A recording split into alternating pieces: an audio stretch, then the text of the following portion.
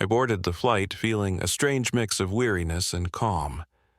My knees weren't what they used to be, and the long walk through the airport had left me slightly winded. I clutched my boarding pass tightly in my hand, my fingers trembling just a bit. Not from fear, but from age. I'd traveled a lot in my younger years, but this flight felt different. Maybe it was the weight of memories. Maybe it was just the seat number, 1A. I looked around the cabin as I stepped into first class. Plush seats, soft lighting, the scent of cologne and money floating in the air. People were already seated, most of them sharply dressed, earbuds in, barely glancing up. I could feel the glances, though, the quiet, almost imperceptible stares that said, "Are you sure you're in the right place?" I walked slowly to my seat, set my small carry-on in the overhead compartment, and eased myself down. As soon as I sat, I caught a glimpse of the flight attendant walking down the aisle. She was young, polished, with a stiff posture that said she'd seen her share of difficult passengers. Her eyes scanned the cabin and paused when they landed on me. Her smile was polite, but her eyebrows betrayed her surprise. I gave her a small nod, trying to avoid any scene. I'd hoped it would go unnoticed. It didn't. She leaned down toward me, her voice calm, but with that clipped tone you hear when someone's trying very hard to stay professional. "Excuse me, sir. I believe you might be in the wrong seat. May I see your boarding pass?" I handed it to her without a word. She looked at it, then looked back at me, clearly unsure of what to say next. Her eyes lingered on my worn coat, my aged hands, my quiet presence. "This is seat 1A, she said, almost to herself. "That's what the ticket says," I replied, my voice slow but steady. There was a beat of silence. She smiled again, tighter this time. "Yes, of course. I'll be right back." She turned and walked away, her heels clicking down the aisle like a metronome counting down to something. I could feel the eyes again. A man across the aisle lowered his newspaper just enough to peek at me. A woman in the next row leaned closer to her husband and whispered something behind her hand. I didn't need to hear the words. I'd heard versions of them before. Part of me wanted to stand up and move, just to make it easier for everyone. But another part of me, a stronger part, told me to stay right where I was. I had every right to be here. Still, the knot in my stomach tightened. It wasn't just about the seat, it was about every moment that had led to this one. A few minutes later, I heard her voice again, this time behind me, low and urgent. Another flight attendant joined her. They were talking quietly, glancing in my direction, then back at the paper in her hand. The second one, older than the first, gave a small shrug and walked toward the cockpit. I leaned back, closed my eyes briefly and breathed in. The soft hum of the plane, the rustle of boarding bags, the smell of fresh coffee from the galley. It all felt so familiar and yet so foreign. I had waited a long time for this flight. Not just in hours, but in years. And though no one else knew it yet, I had a story that would change the way they looked at me. But for now, I waited, alone in the first-class seat everyone else believed didn't belong to me. She returned a few moments later, this time with more confidence in her step and a firm tone to her voice. Something in her eyes had shifted. Not anger, not exactly, but something close to quiet indignation, like she was trying to balance duty with suspicion. She stopped right beside me, bending slightly again, as though lowering her posture might soften the words she was about to say. "Sir," she began, glancing once more at the boarding pass in her hand. "I've double-checked the manifest, and I'm afraid there may have been a mistake with your ticket." I looked at her for a long moment, not in defiance, but with the calmness of someone who had seen enough of life not to flinch at every assumption. A mistake? I asked gently. Yes, she said. This seat, 1A, is reserved for a Platinum First-Class member. It's not a seat we typically assign unless the passenger is on a specific list. Her words were careful, rehearsed, polite on the surface, but swimming in implication underneath. I understand, I said slowly. But that's the seat I was given at the gate. The agent printed it out right in front of me. I didn't choose it, ma'am. It was assigned. Her smile tightened. Sometimes these things happen, a glitch maybe, but I think it would be best if we moved you to your original seat in economy, just until we sort things out. I didn't move. I looked at the seat beside me, empty. I looked back at her. With respect, I said, I'm tired. And my legs aren't what they used to be. This seat was assigned to me, and I plan to stay in it. She blinked. For a second, her professional mask almost slipped. The edges of her lips twitched, as if biting back a retort. Then she straightened, her tone firmer now.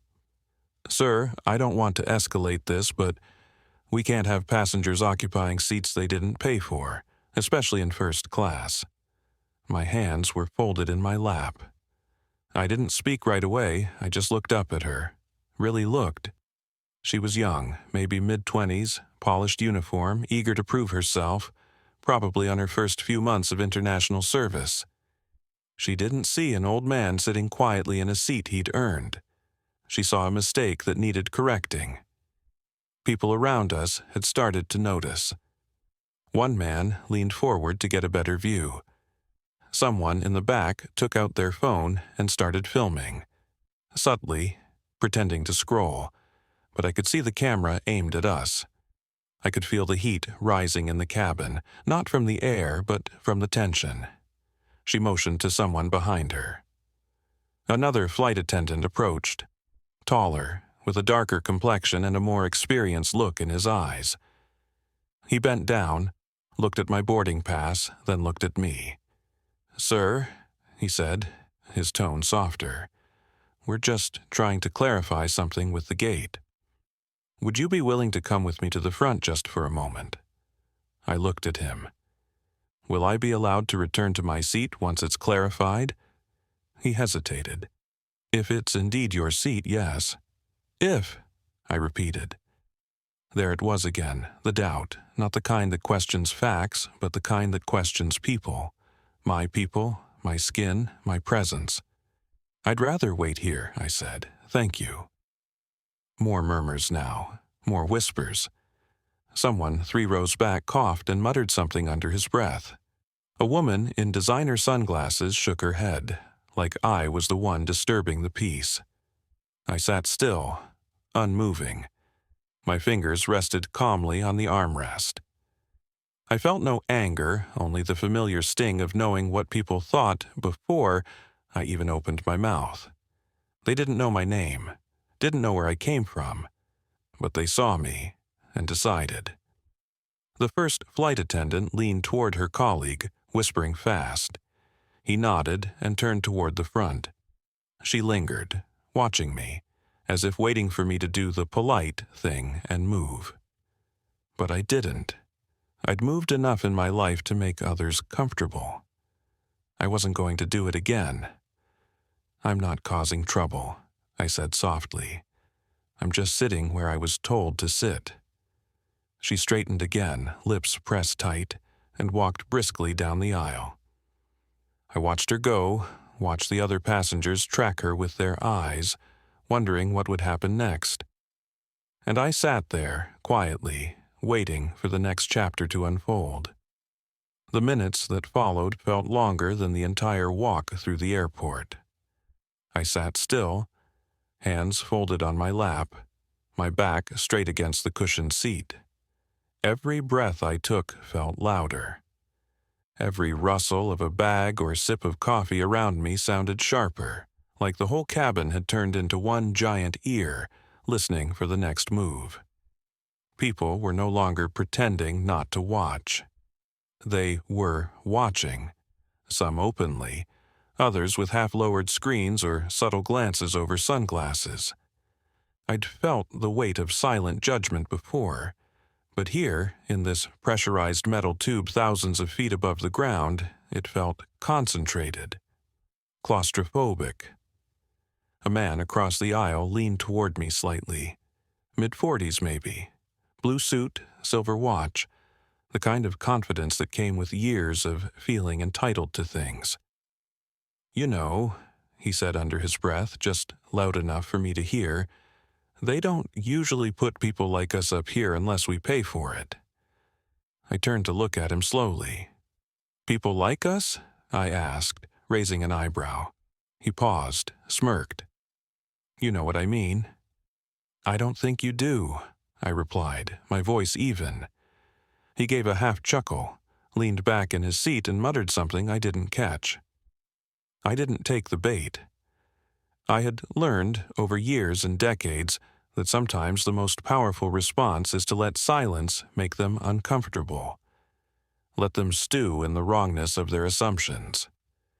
Meanwhile, the younger flight attendant hadn't returned. The other one, the taller man, stood near the curtain separating first class from the cockpit, talking quietly into the intercom phone. He kept glancing back at me, then away. Something was happening. I could feel it building like a storm just behind the clouds. Suddenly, the curtain rustled. A figure emerged, a man in uniform. The pilot. Now that was unusual. He was tall, early 50s maybe, clean-shaven, with an air of authority that filled the space before he even said a word. The kind of man people stood straighter around. Passengers stopped whispering. The phones subtly pointing in my direction now shifted to capture him too. He walked slowly toward my seat, every step deliberate. And for the first time since I sat down, I felt something shift. Not in me, but in the atmosphere around us. Something about his presence made people expect resolution, like the teacher walking into a classroom fight. He stopped in front of me and smiled, genuinely. "Mr. Lewis, isn't it?" he said warmly. I looked up at him, surprised. "Yes, that's me." He nodded, then turned to the flight attendants. "This gentleman is exactly where he's supposed to be." The young woman froze. "But, sir," I double-checked the manifest. There was no... He held up a hand gently, stopping her. "He's not on the general list. He's on my list." He looked back at me. "It's an honor to have you on board, sir." There was a flicker in the air, a collective breath being held. Before I could even process what was happening, the pilot turned to address the entire first-class cabin. "Ladies and gentlemen," he said, raising his voice just slightly, "before we take off, I'd like to share something. This man right here, Mr. Elijah Lewis, was a decorated airman during the Vietnam War, one of the first black pilots to fly in combat for this country. He later trained hundreds of young men who would go on to serve in the Air Force, including myself." He glanced around the stunned cabin. "This seat," he continued, "is not a mistake. It's a long overdue gesture of respect." The silence that followed was unlike the earlier one. It wasn't thick with judgment, it was weighted with realization. The man in the suit shifted uncomfortably. The woman with the phone quietly lowered it. A few people looked down at their laps. Some stared at me with wide eyes, as if seeing me for the first time. The flight attendant's face had gone pale. Her lips parted as if to say something, but no words came out. I met her eyes briefly, not with anger, but with the quiet strength of someone who'd seen more than a misunderstanding in a plane seat. The pilot extended his hand. I stood slowly, shook it firmly, and nodded. "Thank you, son." He smiled. "No, sir, thank you." And just like that, the air in the cabin changed, not because of a speech, but because truth had been laid bare, and it had cut through assumption like sunlight through fog. The hum of the engines filled the silence that followed the pilot's words. Passengers who had been ready to judge now sat in awkward quiet, their expressions a mix of curiosity, shame, and reverence. I eased myself back into the seat as the pilot gave my shoulder a respectful pat and walked back through the curtain to the cockpit. The younger flight attendant stood frozen, eyes wide, mouth slightly open, like she was still trying to understand what just happened. I didn't say anything to her. I didn't need to. Life has a way of teaching louder lessons than any words can. As the plane prepared for takeoff, I looked out the window. The tarmac stretched endlessly in both directions, a quiet mirror of my thoughts. So many years, so many moments like this, both big and small, when I was told, directly or indirectly, that I didn't belong somewhere. But this time was different. This time, the truth had arrived not as a whisper, but as a declaration from the captain himself. About 20 minutes into the flight, the older flight attendant returned. He had a fresh cup of coffee and a small, respectful smile on his face. He set the cup down carefully on my tray. "Compliments of the pilot," he said quietly. I nodded. "Thank you." A few seats down, the man in the blue suit shifted again, clearly uncomfortable. Eventually, he leaned over slightly and said, I didn't realize who you were." I turned toward him. "That's all right," I said calmly. "You weren't supposed to." He nodded awkwardly and leaned back. His eyes focused on the safety card in front of him like it held the secrets of the universe. Then the young flight attendant returned. Her posture was different now, no longer stiff with authority, but softened with humility. She knelt slightly so she was eye level with me. "I owe you an apology," she said. I assumed, and I was wrong. I studied her for a moment. She looked sincere, maybe embarrassed, maybe remorseful, but not because of the pilot's announcement. No, there was something deeper. The kind of realization that comes when a person sees past their training, past their instincts, and truly understands the weight of their assumptions. I gave her a small nod. "Assumptions are heavy," I said quietly, "but they get lighter once you start putting them down." She smiled, a little sadly, and nodded. "Thank you for your grace, sir." With that, she rose and returned to her duties, moving down the aisle with a different energy. Less authority, more awareness.